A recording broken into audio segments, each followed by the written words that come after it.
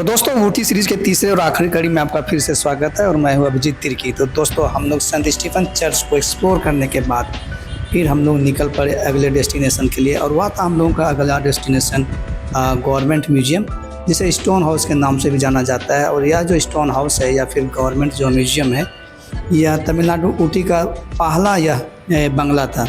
और इस म्यूजियम की सबसे बड़ी खासियत यह है कि यह पूरी तरह से पत्थर से निर्मित है और 1822 ईस्वी में से बनाया गया था, जो तमिलनाडु ऊटी का सबसे पहला बंगला कहा जाता है। और इस म्यूजियम के अंदर में बहुत सारी चीज़ों को संरक्षित करके रखा गया है, चाहे वो बाघ हो, चीता हो या घोड़ा हो या फिर अन्य कई तरह के यहाँ पर पक्षियाँ हैं, यहाँ तक कि मुर्गियाँ भी हैं। इन लोगों को संरक्षित करके रखा गया है।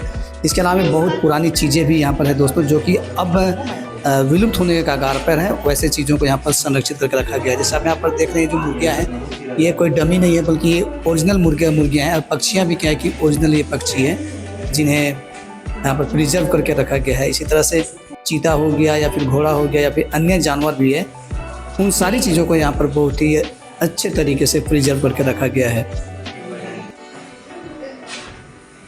और यहाँ पर देखिए दोस्तों, जो नीलगिरी की पहाड़ियों में जो आदिवासी रहते हैं, जिन्हें टोडा कहा जाता है, उनका जो घर होता है उनका फ़ोटो है। और यहाँ पर आप पोशाक भी देख रहे हैं, तो नीलगिरी की पहाड़ियों पर रहने वाले जो टोडा आदिवासी है उनका पोशाक यही है। और घर जो होता है, उनका घर का जो डिज़ाइन होता है, ये जैसे आप देख रहे हैं सामने, इस तरह का टोडा आदिवासियों का घर होता है। जैसे आप देखिए यहाँ पर मैं आपको दिखला रहा हूँ। स्टोन हाउस को एक्सप्लोर करने के बाद फिर हम लोग पहुंच चुके दोस्तों चोको स्टोरी या फिर चॉकलेट का स्टोरी को जानने के लिए। यहाँ पर एक छोटा सा फैक्ट्री है, जहाँ पर चॉकलेट का पूरा इतिहास बताया गया है कि कैसे चॉकलेट की शुरुआत हुई थी, किस तरह से कोकोआ जो बीज होता है उससे चॉकलेट बनाने का परंपरा शुरू हुआ था, और ये कहाँ से इसकी शुरुआत हुई थी, पूरा यहाँ पर डिटेल्स दिया गया है। ये चोको स्टोरी करके जो एक आउटलेट है वहाँ पर।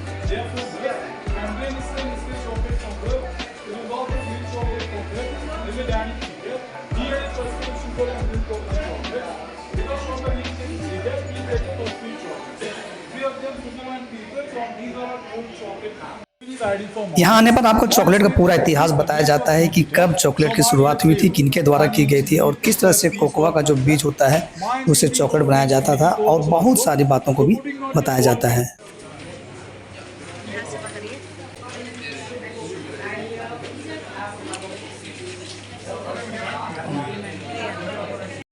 और यहाँ देखिए दोस्तों, हमारे देश के नक्शा के जरिए यह बताने का प्रयास किया गया है कि भारत देश में कहाँ कहाँ पर कोकोआ बीन का प्रोडक्शन होता है या फिर खेती होती है। तो दोस्तों हमारे देश का यह जो नक्शा बता रहा है कि आंध्र प्रदेश, तमिलनाडु, कर्नाटका और केरला में कोकोआ बीन की खेती होती है, जैसे कि आप नक्शा के माध्यम से देख सकते हैं।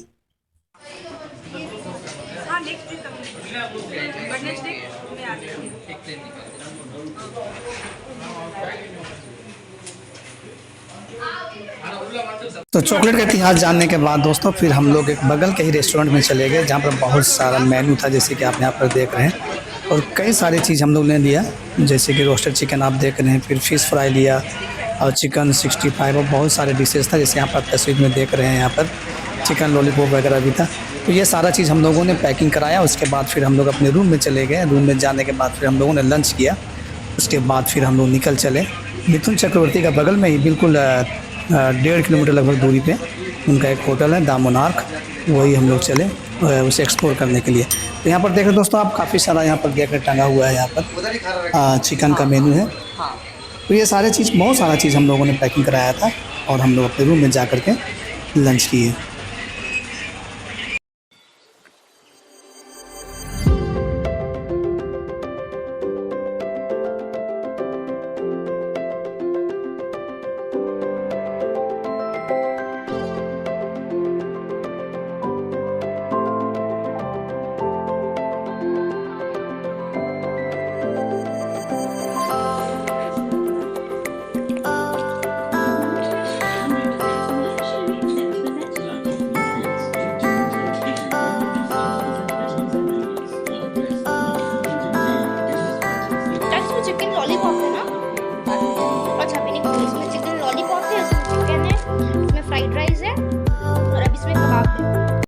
तो फिर हम लोग लंच करने के बाद दोस्तों फिर हम लोग निकल पड़े अपने शान की सवारी। जैसे आप लोग देख रहे हैं यहाँ पर, ये हमारा ऑटो है। इसी ऑटो को हम लोगों ने बुक कर रखा था पूरे 5 दिन के लिए, और फिर इसी ऑटो से हम लोग निकल चले मिथुन चक्रवर्ती का होटल, जो महज यहाँ से मेन सिटी से अधिक आपका 1.5 से 2 किलोमीटर की दूरी पर स्थित है।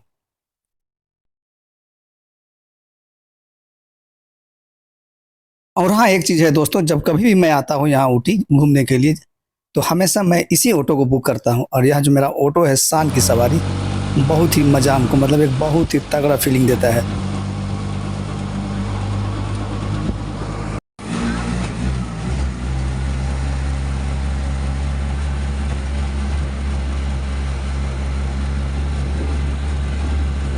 और ये हम लोग पहुँच चुके हैं मिथुन चक्रवर्ती का होटल में, द मोनार्क।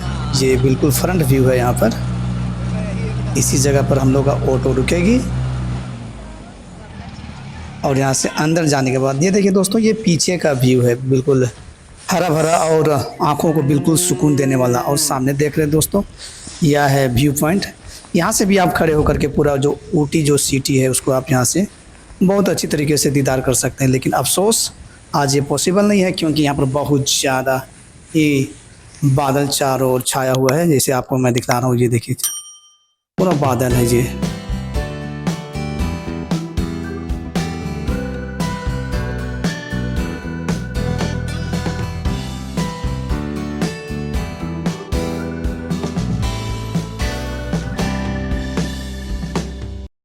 और ये होटल के पीछे का व्यू है, जैसे कि आप यहाँ पर देख रहे हैं, हरियाली है, और ठीक बगल में हेलीपैड भी है। और ये है दोस्तों होटल के अंदर का नज़ारा। होटल की कुर्सियों और टेबल को देख करके आप सोच रहे हैं कि भाई इतना खाली क्यों है, तो मैं आपको बता दूं कि अभी क्या है कि जितने भी लोग इस होटल में ठहरे हुए हैं, ये सारे लोग चले गए हैं लोकल साइट सीइंग को एक्सप्लोर करने के लिए या फिर घूमने के लिए। इस वजह से क्या है कि ये बिल्कुल खाली दिख रहा है। तो दादा के होटल में हम लोग मंगाए हैं, अभी सूप मंगाए हैं, उसके बाद फ्रेंच फ्राई मंगाए हैं, और फिश फ्राई मंगाए हैं। ये है आपका फ्रेंच फ्राई, देना ज़रा। ये क्या है? 65। ये है फिश 65 दोस्तों। आज होटल मोनार्क में हम लोग अच्छा खासा बिल फाड़ने वाले हैं। हाँ, तो आए हैं होटल मोनार्क में, तो कुछ खाना तो बनता ज़रूर है, चाहे बिल जो भी क्यों ना बने।